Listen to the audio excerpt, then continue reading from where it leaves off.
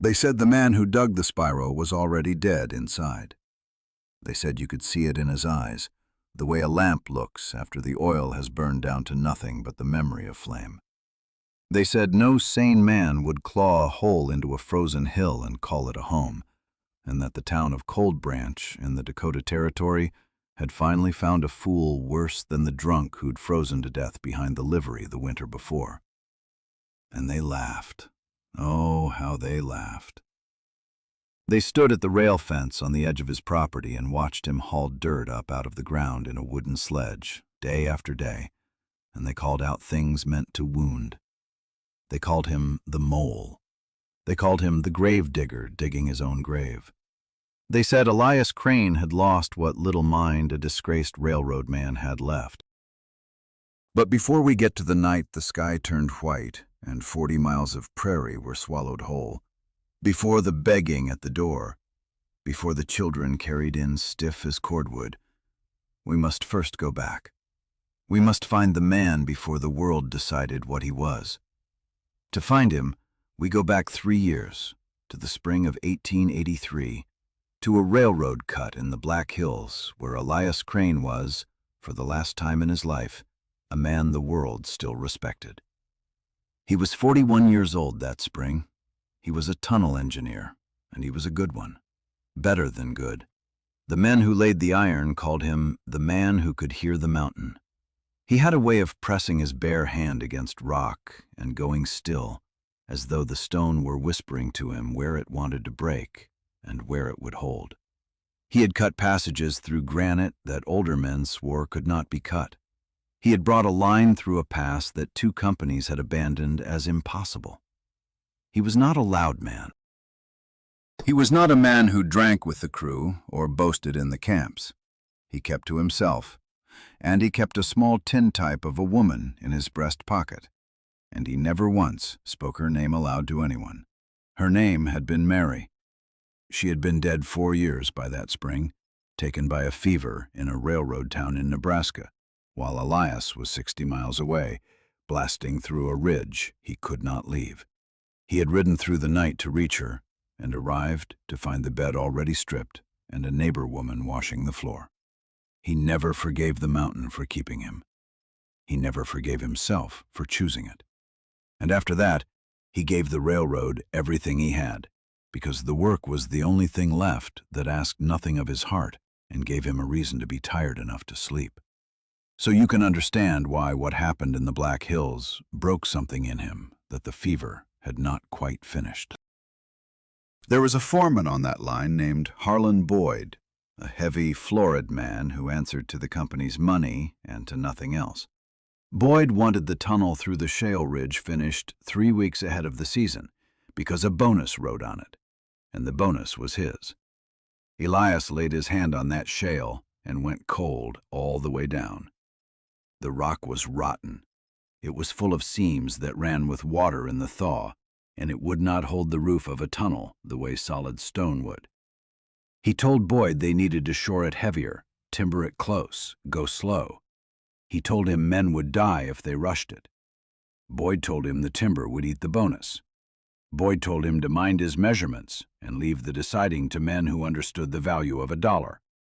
And when Elias refused to sign off on the work as safe, Boyd did a simple thing. He went to the company and he told them Elias Crane had been falsifying his surveys, padding his timber orders, selling the surplus lumber to a mill on the side and pocketing the difference. None of it was true, but Boyd had ledgers, and Boyd had 2 men who would swear to anything for a week's wages, and Elias Crane had no one. He had no wife to speak for his character. He had no friends in the camp because he had never let anyone close enough. He had only his word, and a man's word, it turns out, is worth very little when richer men have decided to spend it. They branded him a fraud and a thief. They dismissed him without pay. Word ran ahead of him up and down every line in the territory, the way a grass fire runs ahead of the wind, and no company between St. Paul and the Rockies would hire the engineer who'd stolen from his crew. It did not matter that the charge was a lie. The lie traveled faster than the truth could follow, and the truth, by the time it limped into town, found every door already shut. 3 weeks after they fired him, the shale ridge came down. The roof of that tunnel collapsed in the thaw, exactly where Elias had pressed his hand and gone cold. And it buried 4 men under 100 tons of rotten rock.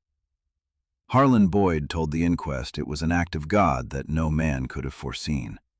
And nobody alive remembered, or chose to remember, that the disgraced thief they'd run off had stood in that very cut and said, "This stone will not hold." That is the wound Elias Crane carried into the Dakota Territory in the autumn of 1883. He had a little money he'd saved before the ruin. He had a wagon, a patient gray mule named Job, and a dog of no particular breed named Smoke, who had followed him out of a railroad camp and never left. And he had a thing inside him that had gone quiet and hard, like a man who has stopped expecting the world to be fair and has decided only to survive it. He came to Cold Branch because it was far from the rails. It was a small, mean little town strung along a creek that froze solid by November. A general store, a church with a leaning steeple, a saloon, 2 streets of frame houses, and, scattered out across the prairie around it, the homesteads and the small ranches of the people who'd come to break that hard land.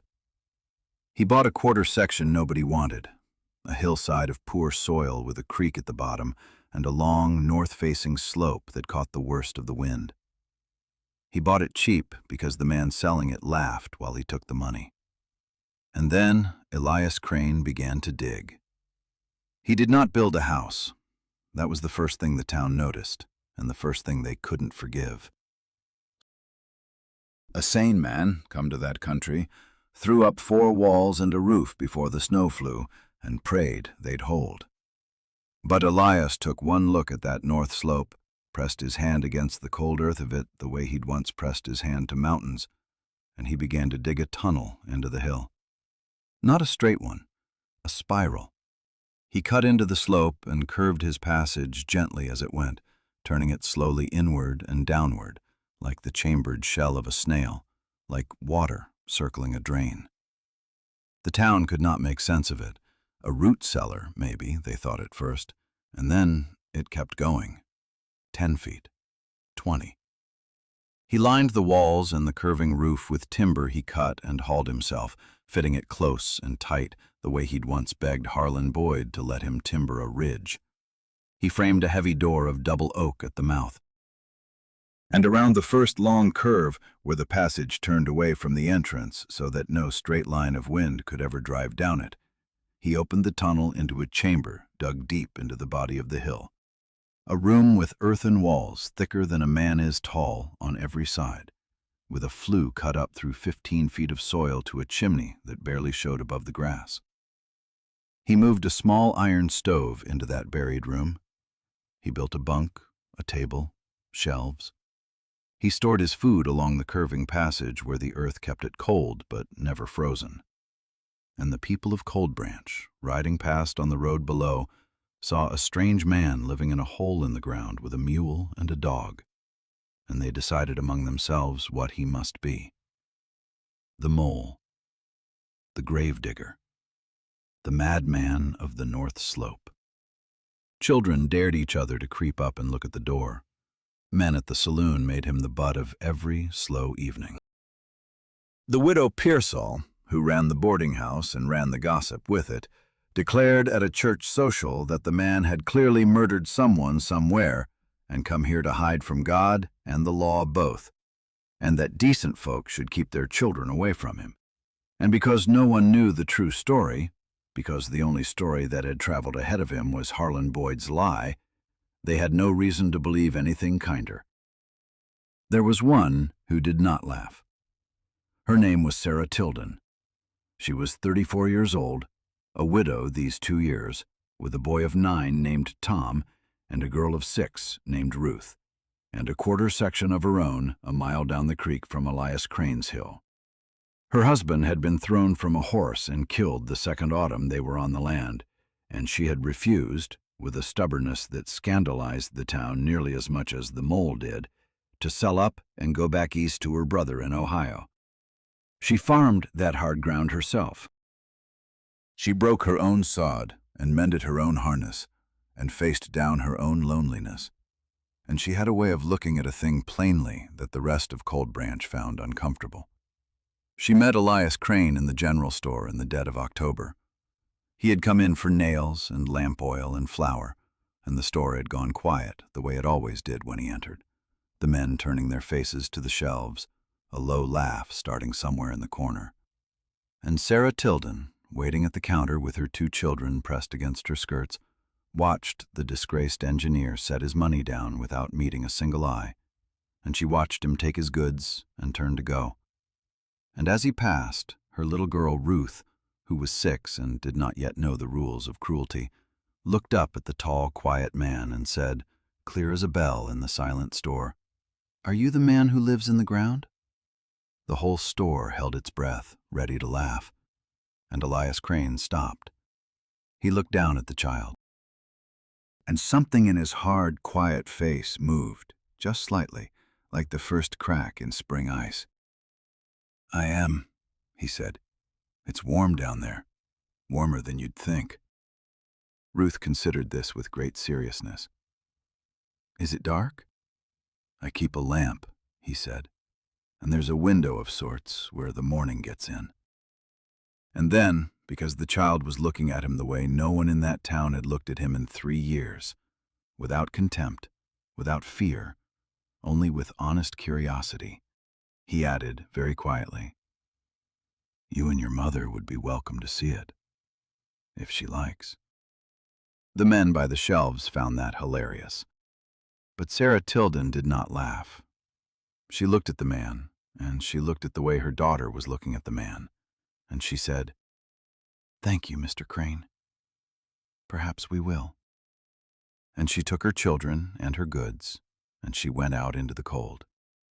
And behind her, the laughter rose up and broke against the door he'd already closed. It was a small thing. But the world turns on small things. They did go to see it, on a gray afternoon in early November, Sarah telling herself it was only neighborly, only curiosity, only that Ruth had asked 4 times. Elias met them at the oak door, plainly astonished that they had come, and he led them in, around the long sheltering curve of the passage, the wind cutting off behind them as though a hand had closed over it, and into the buried room where the little stove glowed and the lamp was lit, and the air was so warm that the children's cheeks went pink within a minute of stepping inside. Sarah Tilden stood in that warm, earthen room and felt something she had not expected to feel. She felt safe. She had not felt fully safe, not down in her bones, since the morning they'd carried her husband in. And here, 15 feet inside a hill that the whole town called a madman's burrow, with the cold shut out behind a curve of solid earth, she felt the kind of safety she remembered from being a child in a deep cellar during a summer storm, the thunder gone soft and far away. "You built this," she said.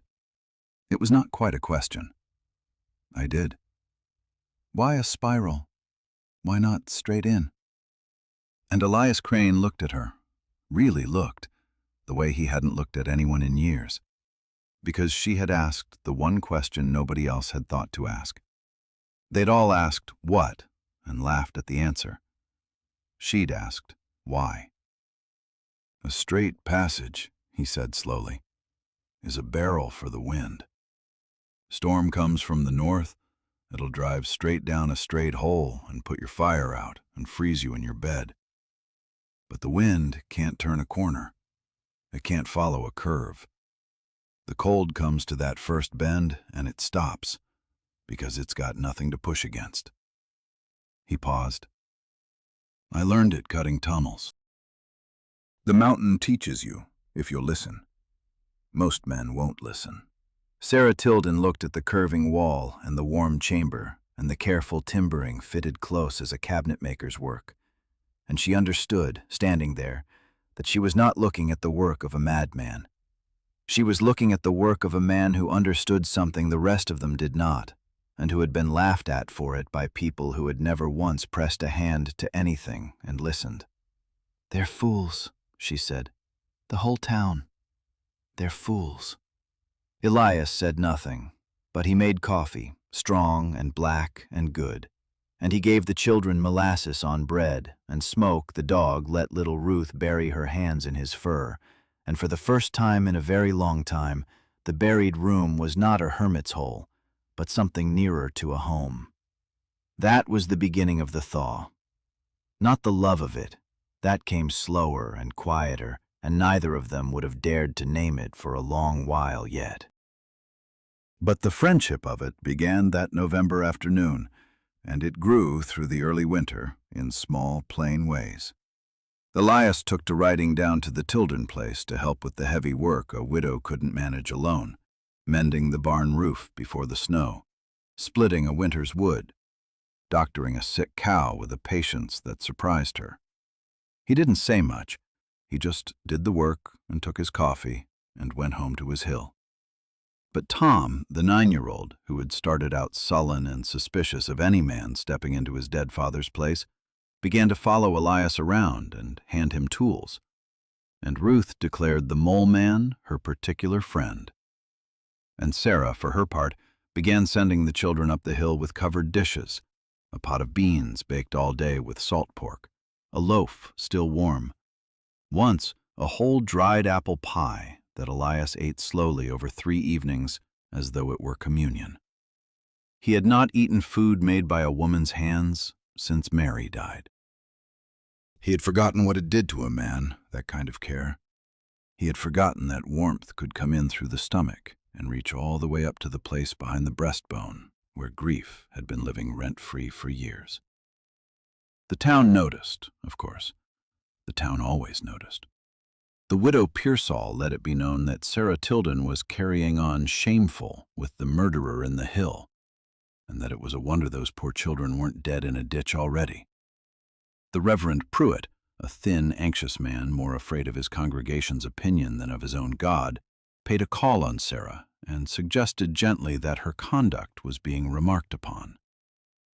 Sarah Tilden gave the Reverend a cup of coffee and a piece of her mind in roughly equal measure, and sent him back to town with neither his point made nor his coffee finished. But here is the thing about a small, mean town. It can laugh at a man for years. What it cannot abide is being proven wrong. And the winter of 1885, the winter that was coming down on them now like a held breath about to break, was going to prove them wrong about Elias Crane in a way none of them would ever forget. It began with the geese. Elias was up on his hill in the second week of January when he stopped his work and stood listening, the way he listened to stone. There were geese going over.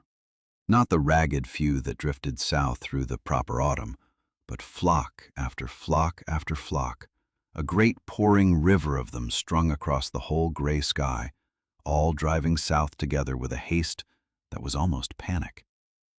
He had grown up reading weather the way some men read scripture.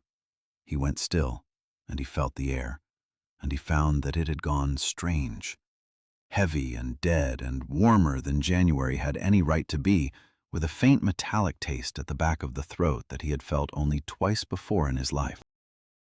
He went down the hill to the Tilden place that same afternoon, faster than his usual easy ride, and he found Sarah taking Wash off the line. "There's weather coming," he said. "Bad weather. The worst I've felt." She looked at the sky, which was only soft and gray and mild. "It's been the gentlest week we've had all winter." "That's the warning," he said. "It's the air drawing its breath. You feel how still it's gone?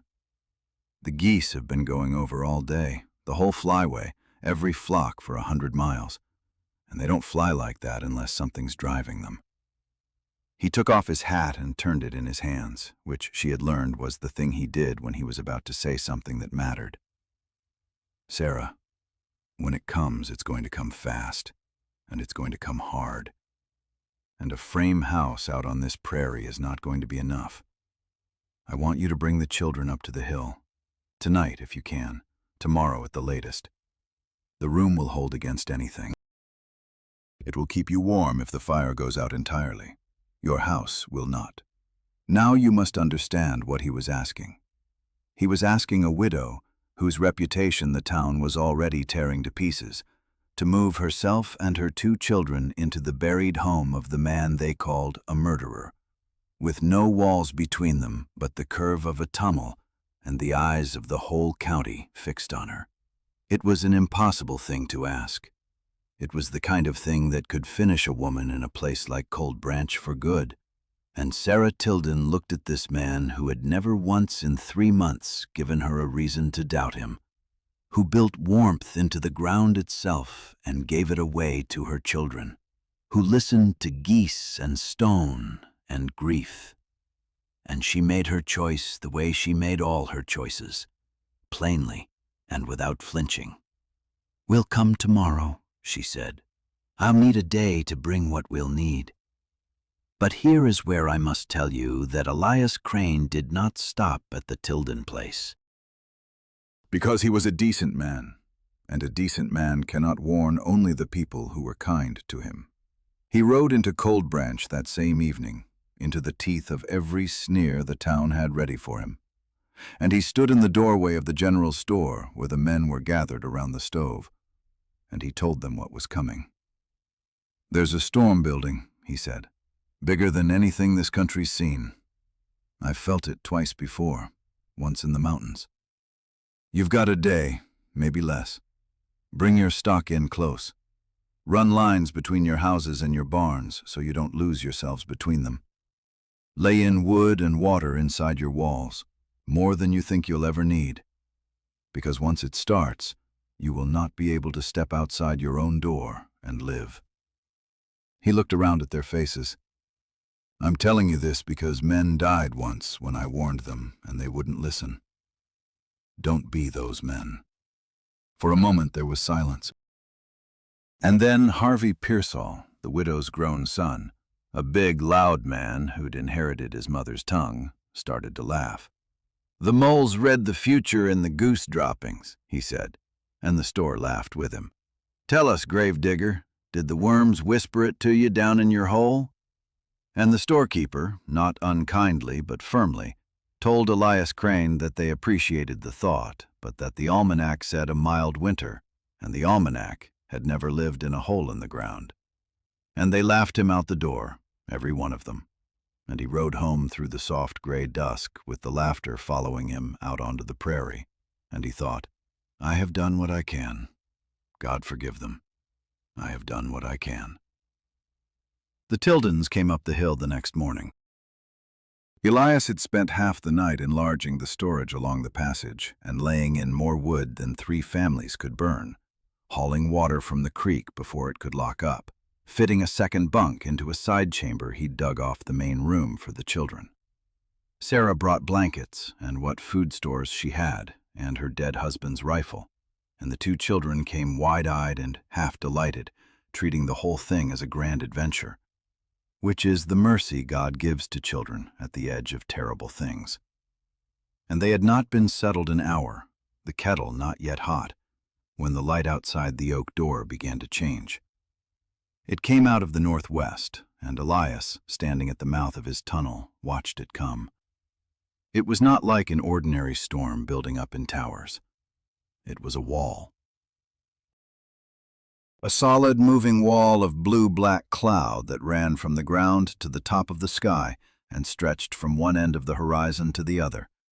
And it came on across the prairie faster than a horse could run, and ahead of it the grass lay flat, and the air went dead, and the few cattle in the far fields turned their tails to it and began to drift. The temperature did not fall. It dropped, the way a stone drops down a well, 60 degrees in the space of minutes, so that the breath that had fogged warm in front of his face was suddenly freezing in his beard. "Inside," Elias said quietly. "All of you. Now." And then the wall hit, and the world ended. I have heard old men who lived through that winter try to describe what came down on the Dakota Territory in the middle of January 1885, and I have watched them give up, because there are no words built for it. The wind did not blow. It screamed, a single unbroken shriek that did not pause for breath for 3 days and 3 nights. The snow did not fall. It came sideways, fine and hard as ground glass, so thick that a man holding his own lantern at arm's length could not see the flame. The cold was a living animal with teeth. Out on that prairie, the temperature fell to 40 degrees below freezing, and then below that, and the wind drove it through any gap, any seam, any crack, and found any living thing not deep behind solid walls, and killed it where it stood. And in the buried room on the north slope, around the sheltering curve where the wind came to the first bend and could not turn it, Elias Crane and Sarah Tilden and 2 children and a mule and a dog sat warm. That is the thing you must hold on to. They were warm. The little stove ticked and glowed, and 15 feet of earth on every side held the cold out as surely as it held the warmth in, and the curve of the passage broke the wind's back so completely that they could hear it raging far off at the door like something locked out and furious, while inside, Ruth fell asleep in a nest of blankets with her hand in the dog's fur. Elias kept the fire low and steady, feeding it carefully, and the smoke went up the flue and was snatched away into the screaming dark, and the warmth stayed. He had built it true. He had pressed his hand to the hill and listened, and the hill had told him true. And now the thing the whole town had laughed at was the only reason 4 people on that slope were going to see the spring. 3 days the storm held. 3 days of wind that screamed without resting. 3 days of cold that would freeze the marrow in standing bone. 3 days of a darkness so complete behind that whirling wall of white that day and night lost their meaning, and they kept time only by the stove and by sleep. Sarah cooked. Of course, she cooked. It was how she loved, with her hands, the same as Elias built. She made the salt pork and beans stretch and baked bread in the iron oven set in the stove, and the smell of it filled the buried room, and the children ate and were warm and were safe, while a mile away their own frame house stood dark and abandoned and slowly filling with snow driven in through every crack. And on the second night, in the low orange light, with the children asleep, Sarah Tilden looked across the little table at Elias Crane and asked him the question she had been carrying for 3 months. "What did you do," she said gently, "that made them say what they say about you? I've never believed it, but I'd like to hear it from you." And so, for the first time since it happened, Elias Crane told someone the truth. He told her about Mary and the fever and the 60 miles he couldn't cross in time. He told her about Harlan Boyd and the rotten shale and the warning no one heeded. He told her about the lie that traveled faster than the truth, and the 4 men who died under the rock he'd said would fall, and how he'd come north to a place far from the rails to dig himself a quiet hole and wait to die in it. His voice did not break. He told it plainly, the way the narrator of a sad story tells it. But when he was done, Sarah Tilden reached across the table and put her work-roughened hand over his, and she did not say she was sorry, because sorry was a small word, and this was a large grief. She only held his hand while the storm screamed itself hoarse against the door, and that was enough. That was more than enough. It was the first time in years a living soul had touched Elias Crane and meant it, and something inside him that had been frozen since a railroad town in Nebraska began very quietly to thaw. On the morning of the 4th day, the wind died. It did not taper, it simply stopped, the way the wall had hit, all at once, between one breath and the next. And the silence that came after it was so vast and so total that it woke them all. Elias went to the oak door and had to dig the snow back from it with a shovel kept inside for that purpose, and then he stepped out into a world he did not recognize. The sky was a hard, depthless blue, The sun was up and blazing and gave no warmth at all. And the prairie was gone. Every fence, every road, every familiar shape of the land had been erased and made new under a smooth, blinding, unbroken sheet of white that ran to the horizon in every direction, humped and carved into long frozen waves by the wind, and dazzling so fiercely that he had to shield his eyes. Nothing moved. Nothing made a sound. It was beautiful, and it was the most terrible thing he had ever seen, because he knew what lay under that beautiful smoothness, out where the houses had been. Down in the white distance, where the town should have stood, a few thin threads of smoke rose straight up into the windless air. A few. Not many. Far too few. "Sarah," he said, coming back in, and his face told her before his words did. "It stopped. I have to go down there. The town. There won't have been near enough that listened." She did not argue. She knew him by now. She only said, "Take Job, take the lines, and come back to me." And the last 3 words landed between them with a weight that neither of them had spoken before, and neither now needed to explain. Elias Crane harnessed the gray mule to a sledge and loaded it with wood and with food and with every blanket they could spare, and he tied a rope around his waist and another to landmarks he knew lay buried under the snow, and he set out across the frozen waste toward the threads of smoke. The going was brutal. The drifts in places were higher than the mule's back, and in others the wind had scoured the ground to bare frozen earth, and the cold, though the wind was gone, was a still and patient cold that pressed in on every side. It took him most of the morning to cross 1.5 miles that he could ride in 20 minutes in summer.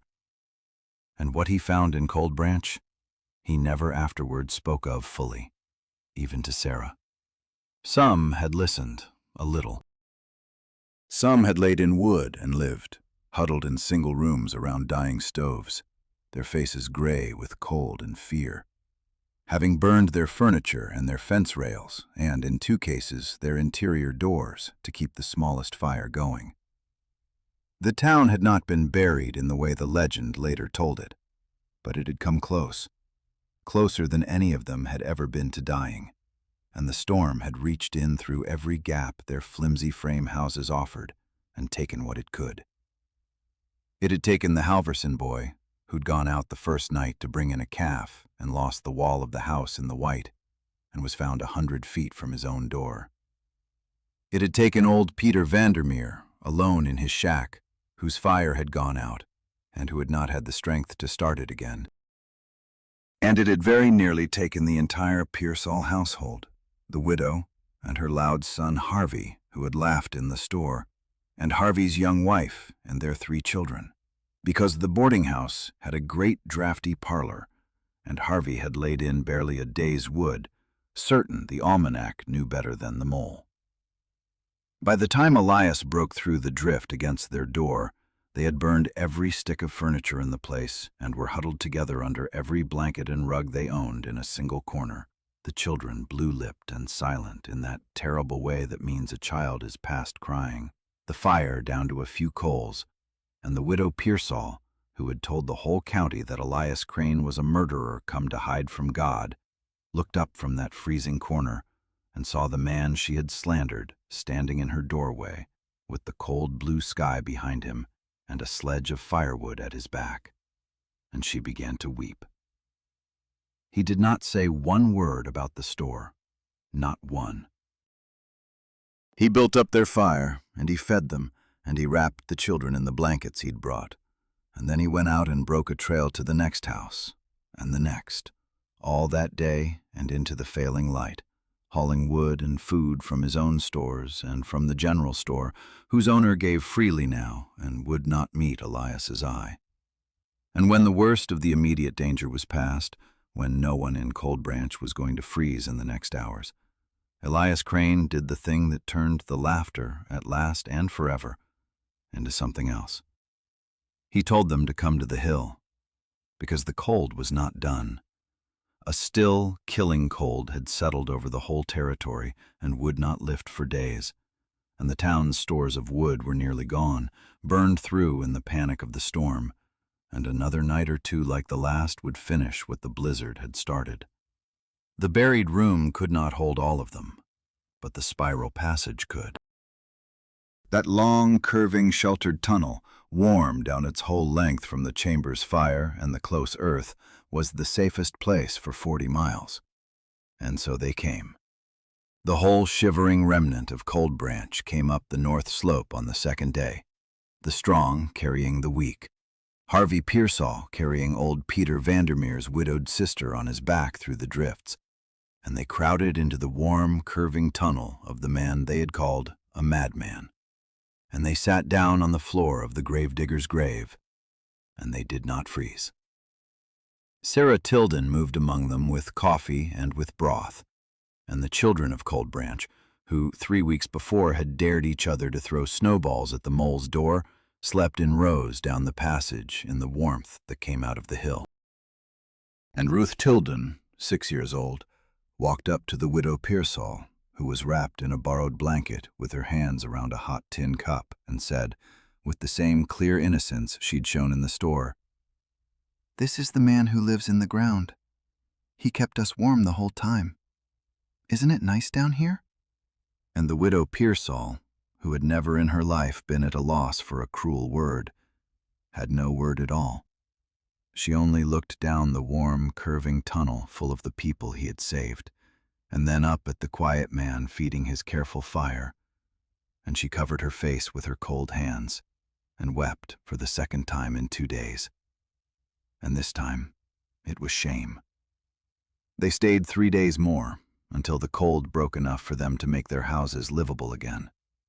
And in those 3 days, something happened down in that buried passage that no storm could have done, and no sermon could have taught. The people of Cold Branch came to know Elias Crane. Not the legend, not the lie that had traveled ahead of him. The man. They watched him ration the wood with an engineer's care so it would last them all. They watched him doctor frostbite and calm frightened children, and give up his own bunk to a sick old woman. They heard from Sarah in pieces the true story of the railroad and the rotten shale and the men who died because no one would listen to the man who could hear the mountain. And they understood, slowly and with a deepening shame, that the warning he'd given them in the store, the warning they'd laughed at, was the same warning he'd given Harlan Boyd, and that both times he'd been right. And both times, the men with the loud, certain voices had been catastrophically wrong.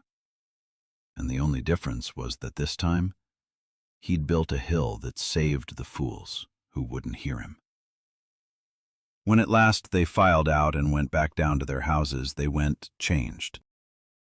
Harvey Pearsall stopped at the door, the big, loud man gone quiet, and he stood in front of Elias and could not find the words. And finally, he just put out his hand. And Elias Crane, who had every right in the world to refuse it, took it and shook it, because he was not a man who held a grievance the way the world had held one against him. "Lay in more wood next time," was all he said. And Harvey Pearsall laughed, a real laugh now, raw and humble, and said he would lay in wood till the day he died, and from what I am told, he did. The spring came, as it always does, even after the worst of winters. The snow melted off the prairie and ran down into the creek, and out where the houses stood, they found the ones the storm had taken, and buried them properly when the ground thawed. The whole town at the graveside, the Reverend Pruitt preaching on the foolishness of pride and the worth of a warning, and not one soul in the congregation who didn't know exactly whom he meant. And Elias Crane married Sarah Tilden that spring, in the little church with the leaning steeple, and the same town that had called her shameful for sending covered dishes up the hill, now packed the pews to bursting and wept openly when the disgraced engineer and the stubborn widow took their plain vows. They built a proper house, in time, a good frame house with thick walls and a deep cellar, but they never tore out the spiral. They kept the buried room as it was, and on the coldest nights of the winters that followed, the family would go down into the warm heart of the hill together, and Elias would tell the children how the wind cannot turn a corner, and how you must always, always listen to what the stone is trying to tell you. Word of it spread, the way words do, but this time the truth traveled, and it traveled far. The railroad, some years on, when Harlan Boyd had finally been caught falsifying ledgers on another line and the whole rotten business came apart in his hands, sent a quiet letter to a man named Elias Crane in the Dakota Territory, clearing his name and offering him his old position back at a generous wage. Elias read the letter at his own table, with his wife beside him, and his children grown half wild and happy on the land around him. And he folded it carefully, and he wrote back 3 lines, thanking them and declining. He had found work that suited him better, he wrote. He was a farmer now, and a husband, and a father. And on the side, he had become something the territory had badly needed all along. For in the years after that terrible winter, people came to Elias Crane from 100 miles around to learn how to build their root cellars and their soddies and their homes against the killing cold. How to set a passage so the wind couldn't drive down it. How to put 15 feet of earth between a sleeping child and 40 below. And he taught them. He taught anyone who'd come. The man they'd called a gravedigger spent the rest of his life teaching people how not to die. Years later, travelers passing through that country would be told the story by the old-timers at the store. How there was a hill north of town with a strange spiral cut into it, and how once, in the great winter of 1885, when the blizzard came down and buried the prairie and the proud went cold in their fine frame houses, the only warm place for 40 miles was the burrow of the man everyone had laughed at. And how the very people who'd mocked him came crawling to his door, and how he opened it without a word of reproach and let them in. And the old-timers would shake their heads, and they would say the thing that was the truest thing in the whole story, the thing the audience has known in its heart since the beginning. There was never anything wrong with Elias Crane. The wrong was in a world too proud and too loud to listen to a quiet man who pressed his hand against the cold and heard what was coming. They called him a madman for building warmth where no one thought to look for it. They called him a fraud for telling a truth that cost rich men money. But the earth does not reward the loudest voice, or the richest man, or the one most certain he is right. The earth, like God, rewards the one who is willing to be still and to listen, and to build a true thing patiently in the dark, while the whole world stands at the fence and laughs. And when the wind finally came, as the wind always comes, it was the listener, and the woman who'd believed him, and the children who'd asked him why instead of what, who sat warm in the heart of the hill while the storm screamed itself out against a door it could never turn the corner to reach. That is the story of the spiral on the north slope.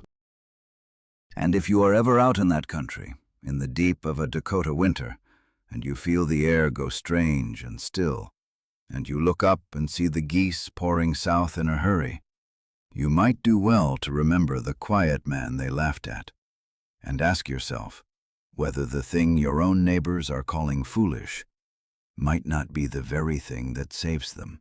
For the world is full of people pressing their hands against the cold, hearing what is coming. The only question that has ever mattered is whether anyone will trouble themselves to listen.